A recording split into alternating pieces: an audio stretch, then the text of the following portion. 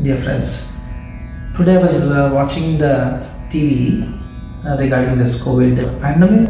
During the press meet, I heard a reporter asking a question about ventilator. He was asking, how many ventilators have you procured? Why did you procure till now? What is the cause of the delay? How do you plan to procure it? The interview went. So when we go to a press meet or when we have an occasion to ask questions, let's not talk about a ventilator. Why? What is a ventilator? It is a machine. When you can't take your breath, it helps us take our breath.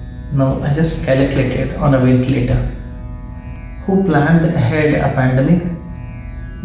Now coming to a ventilator, for one ventilator to be run, it needs an intensivist, at least 3 intensivists.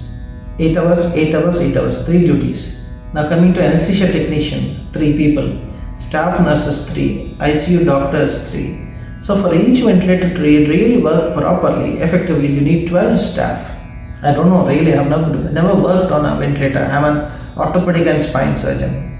But I think minimum 10 to 12 staff. To run effectively 500 ventilators, you need 6,000 trained staff. Do we have that kind of training? Do we deal with pandemics and epidemics every day? When was the last pandemic we dealt with in our globe?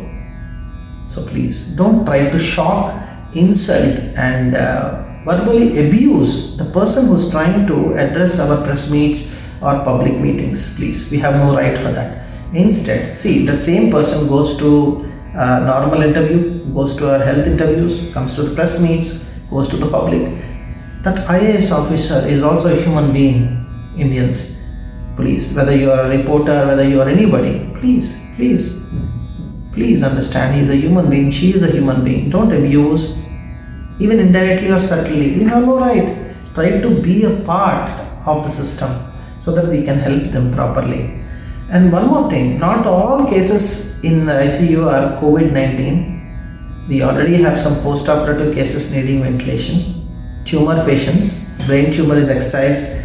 Now the patient cannot breathe for some time temporarily, for example, he has to be on a ventilator.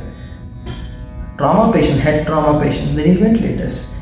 You have stroke patients, you have multi-system failure patients, terminally ill patients due to various other causes. Now so many patients are there, and then you will have import of people just coming in with admission in the ICU. Is it possible?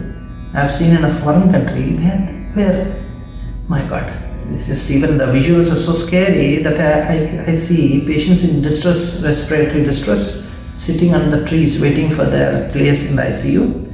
I have seen some ICU beds on the roads. We deserve to give them a clap for all the work they are doing.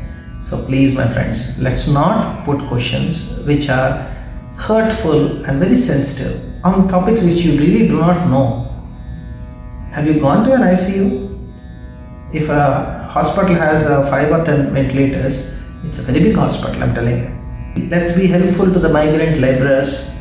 Let's be helpful to the elderly people who need our assistance. Let's not insult the COVID warrior, whoever it may be. Let's try to push them really from the heart. Let's not embarrass them with silly questions. Thank you.